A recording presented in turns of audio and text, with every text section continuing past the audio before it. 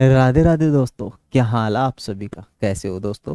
दोस्तों हम सीखने वाले हैं आज पाइथागोरस त्रिक। क्या सीखने वाले हैं दोस्तों?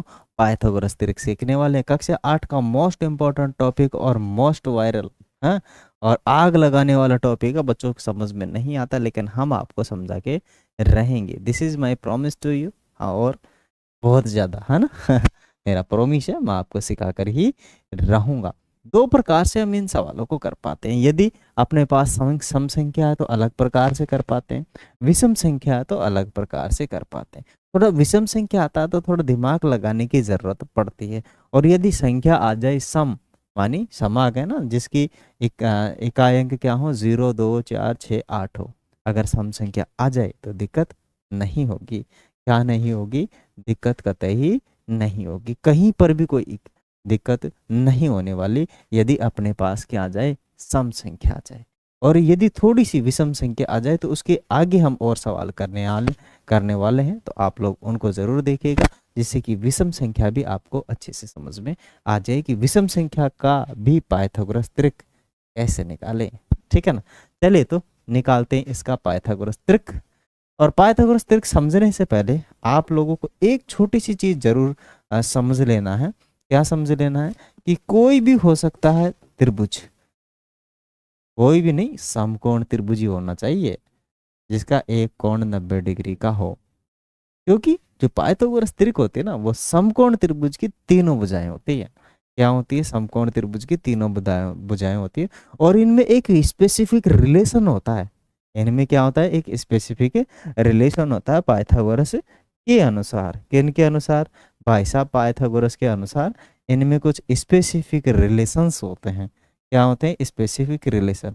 ठीक, अगर आप इसे थीटा डिग्री मानते हैं तो इसे आप आधार कहेंगे। क्या कहेंगे? इसे आप आधार कहेंगे। और इसे आप कहेंगे लंब। क्या कहेंगे? आप इसे लंब कहेंगे। और इसे आप कहेंगे मेरे भाई कर्ण। ठीक है? कर्ण अर्जुन, मेरे कर्ण अर्जुन आएंगे रे, है ना? वही। तो ये है आपका। अब हमें निकालना है 14 की ट्रिपलेट्स या पाइथागोरस त्रिक। इसके लिए एक स्पेशल फॉर्मूला है ना? एक क्या है? Special formula. तो वो स्पेशल फॉर्मूला हम अप्लाई करेंगे। सूत्र अप्लाई करो और पुत्र पाओ, है ना? हल पाओ मतलब। ठीक है? मानी 2m एक है फॉर्मूला, फिर है आपका m स्क्वायर माइनस 1 है, फिर है आपका m स्क्वायर प्लस 1। राइट? यहाँ तक अपने पास कहीं भी कोई प्रॉब्लम नहीं होनी चाहिए। ये सूत्र है। अब क्या करना है? बस करना कुछ भी नहीं है आपको। ये जो 2m है ना, इसके बराबर में आपको कितना रख देना है? 2m के बराबर में 14 रखना है। क्यों?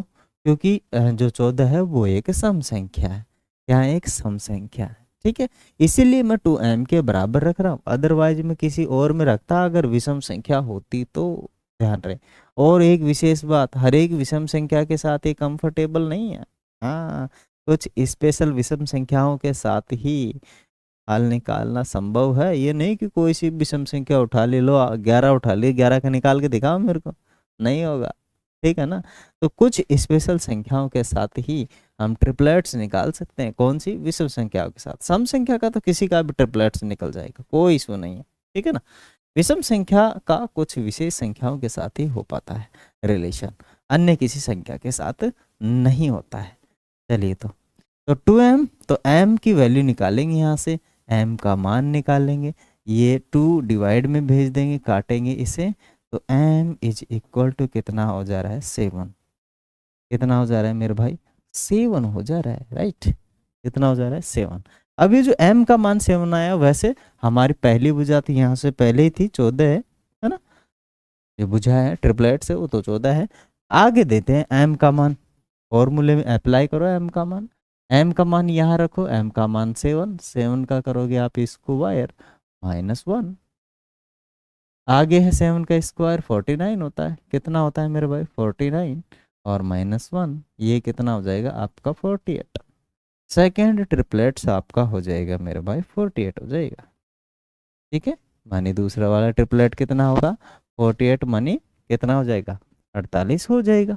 आगे लीजिए, आगे आपका है एम स्क्वायर। तो एम की वैल्यू कितनी, 7 निकाल ही ली हमने तो, और 7 का स्क्वायर प्लस 1 करेंगे तो 49, कितना 7 का स्क्वायर 49 प्लस में 1 करेंगे तो आपके पास कितना हो जाएगा, कितना हो जाएगा, 49 में 1 ऐड कर दीजिए 50।